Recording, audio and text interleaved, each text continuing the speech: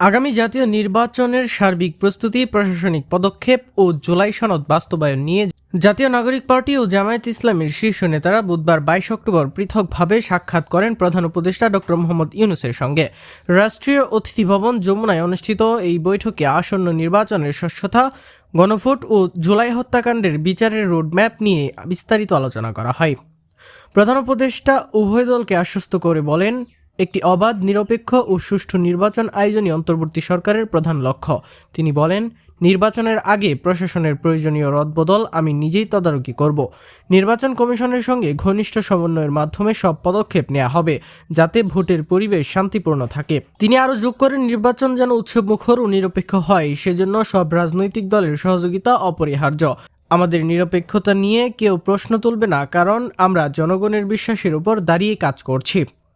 এনসিপির পক্ষ থেকে আহ্বায়ক নাহিদ ইসলামের নেতৃত্বে ৪ সদস্যের প্রতিনিধি দল বৈঠকে অংশ নেন। দলের অন্যান্য সদস্যরা ছিলেন সার্জিস আলম, সামন্ত শারমিন ও খালেদ সাইফুল্লাহ। এনসিপি প্রতিনিধি দল জুলাই সনদ বাস্তবায়ন ও জুলাই হত্যাকাণ্ডের বিচারের রোডম্যাপ নিয়ে সরকারের অবস্থান জানতে চান।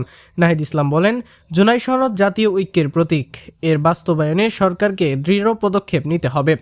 প্রধান উপদেষ্টা তাদের জানান, জুলাই সনদ বাস্তবায়নে জাতীয় ঐক্যমত্য কমিশন ইতিমধ্যে কাজ শুরু করেছে।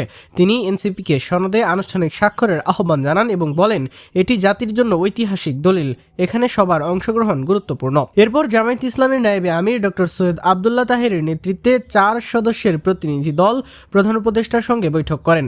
তারা জুলাই সনদ নিয়ে জাতীয় গণভোটের দাবি তোলেন। তাহের বলেন, জাতীয় নির্বাচনের আগেই গণভোট হওয়া প্রয়োজন যাতে জনগণের মতামত প্রতিফলিত হয়। বৈঠকে জামায়াত নেতারা নির্বাচনকালীন প্রশাসনের নিরপেক্ষতা নিশ্চিতের ক্ষেত্রে সরকারের প্রতি পূর্ণ আস্থা প্রকাশ করেন। প্রধান উপদেষ্টা জানান, নির্বাচনের আগে প্রশাসনের যে কোনো পরিবর্তন তিনি সরাসরি তদারকি করবেন এবং সব সিদ্ধান্ত হবে স্বচ্ছতার ভিত্তিতে।